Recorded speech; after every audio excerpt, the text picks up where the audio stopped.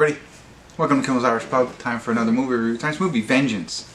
I'm kind of excited about this. B.J. Novak, I don't know if he wrote it and directed, but he's starring in it. I think he wrote it as well.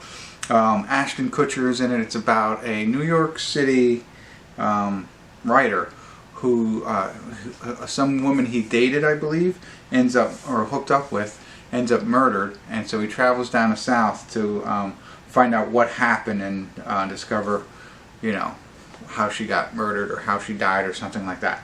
I don't know. That's all I know. You know me, I don't read all the summaries except for what I have on IMDb. 7.0. Only 3,819 people rated it so far, so I'm surprised by that. I thought this was, I don't know, I've been anticipating this film coming out digitally for a while, so I'd assume that a lot of people might have saw it already. But B.J. Novak from The Office, and he was a writer for The Office, one of the funny writers. So I'm excited. Let's see where it goes. Hour and 48 minutes long. I'll keep you in the loop. Stick around.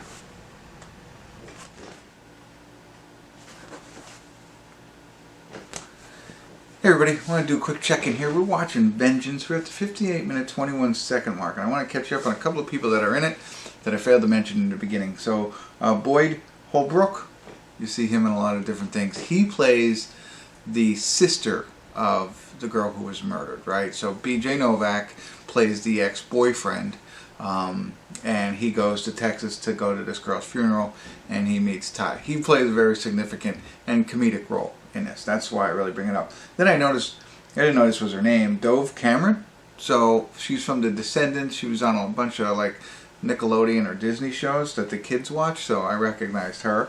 Of course, Ashton Kutcher, and John Mayer was on in the beginning. I thought that was pretty cool. I thought he was going to have a bigger role. I saw his name, forgot to mention it, but he's in it. I like him. I like some of his songs. Anyway, I've never seen him act before, I don't think.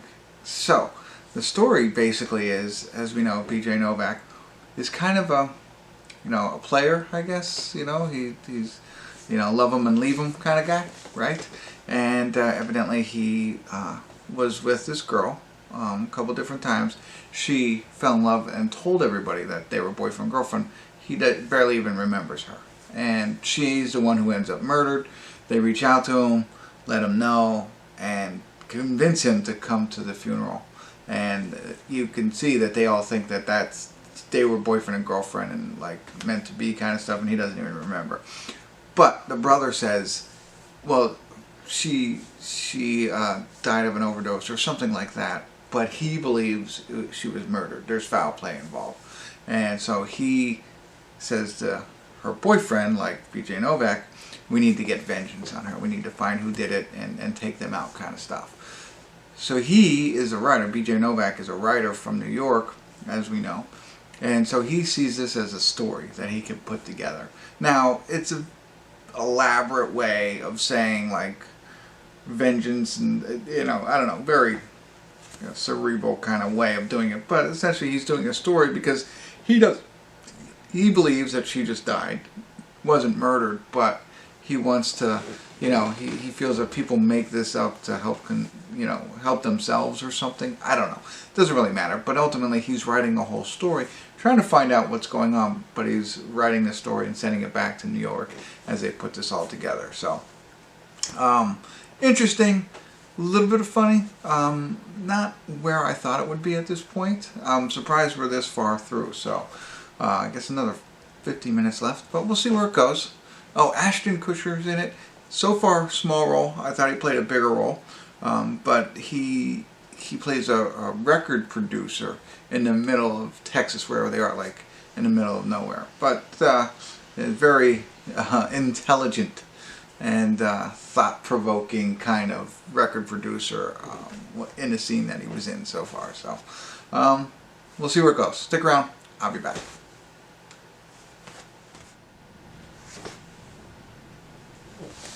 Hey everybody, we're at the credits here of Vengeance, and I have to say, it's not really what I thought it was going to be.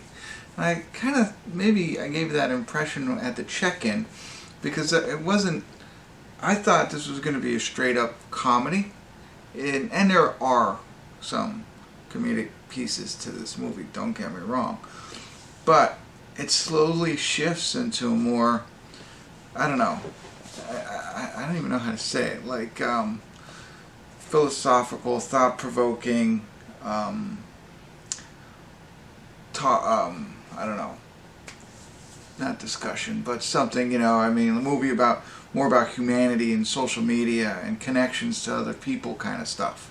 You know, it's not like I thought it was going to come in and this guy's stuck in a certain situation and they got a really interesting whodunit kind of plot going on, and it's going to lead you down some, you know, he's stuck in a sticky situation because he really doesn't know the girl. We're going to get some laughs and stuff like that. But while that was there, and there were some, that's not the intent of this movie. So let me help you out right there. The intent of this movie, I think, maybe might be to make some people laugh at certain situations, but it's really for you to, you know, really think about what they threw up there on America. I mean, his whole podcast is about America and conspiracy theories and, you know, people, absence of grief creates vengeance, kind of, I don't know. Very, very philosophical. I didn't pay enough attention to all of that because I thought I'm just here to laugh. So, forewarning there that this goes a lot deeper, I think, than what I thought it was on the surface. I thought Ashton Kutcher did a great job. I enjoyed him in his character. Like I said in the beginning, he is, initially he only has like a scene or two, and I was like, oh, well, that was cool to see him in the movie. It was pretty good. But he continues on.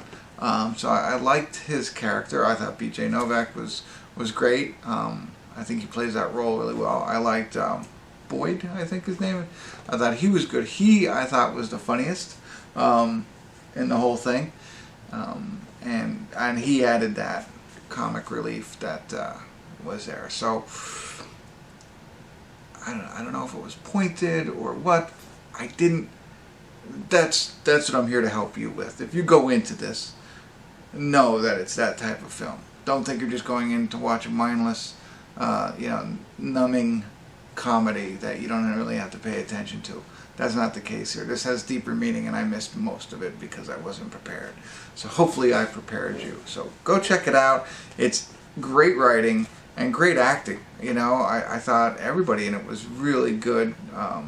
You know, the family, subtle, not overbearing, but it was there. You enjoy them. So they all have a role to play, I think, for the most part. And like I said, everybody else that I already mentioned did a great job. So good. Hopefully you go into it with a better mindset than I did, and you'll enjoy it a lot more. Or maybe you won't. Maybe you won't like it either, but because it's a little bit more, I'll say, heady than it is giggly. I just made that up. Alright, I don't know if I was helpful. Hopefully I was. Thanks for tuning in. Kimmel's Irish Pub.